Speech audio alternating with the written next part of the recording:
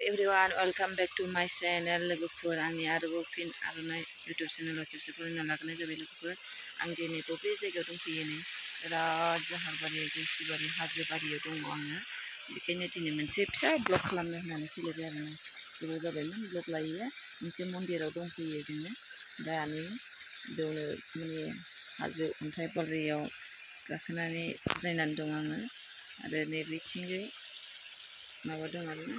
Itu sih udah juga nari, ayo mandir dong,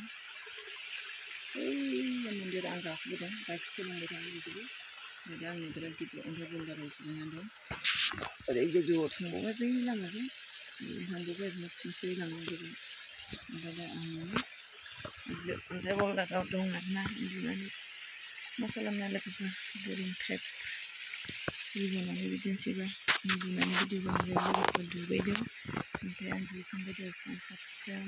लोगोफोर मालाबा दुखुफोर जायोब्ला टेनसनफोर जायोबा बेयावनो माइन्डखौ फ्रेश खालामनो थाखाय बिराद मोजां आरोना साइलेन्ट ओरैबो जायगा माने ओरैबो रावबो गैया माने जोङो माने मोनानि माबायाव थांदों आरोना 9टासो जाबायमोन सहैनाया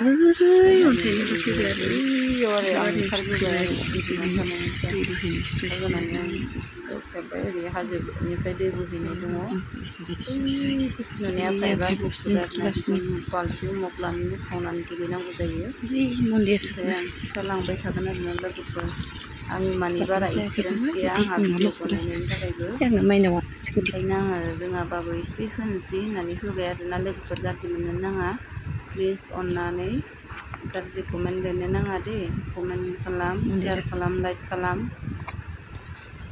लोगोफोर माने आं बारा माबा गैया एक्सपिरियेन्स गैया बिदि भिडिअ बानायनायाव आंहा रायलायनो थाखाय आं दा भइस होदों आरोना लोगोफोर बेनि थाखायनो आरो लोगोफोर नैबे मन्दिर जों माने उन्दुनानै सिखारब्ला मोखां बिखौ जेनेबा मेगनखौ जेब्ला नायजेनो जों सिखारनानै अब्ला जों आफा शिब भोलेनाथखौ जों फुजिनो खुलुमनो गाबज्रिनो गोनां जायो नङा होमबा लोगोफोर बेनि थाखायनो जों सोरांस्लाब मोना लोगो लोगोनो आं 6टा बाजियाव सिखारनो मोखां बासि आङो आफा शिब भोलेनाथखौ दरखं मोखांखौ खुलुमनानै दुगैहैबाय आं दैमायाव ओमफ्राय दैमायाव दुगैहैनानै फैबाय आरो उनाव आरो खुलुमबावबाय आरोना लोगोफोर नै बिलाय बेयावनो आरोना लोगोफोर बिराद मोजां बिराद फ्रेश आरोना बिराद बै गोजौआव जों गाखोलांबावनो नागिरदोंमोन गाखोलांनो हाला गरम जाबायना जायगाया बिराद माने दिनैथ' गरमखा नङा होमबा प्लिज लोगोफोर अननानै शेयार खालाम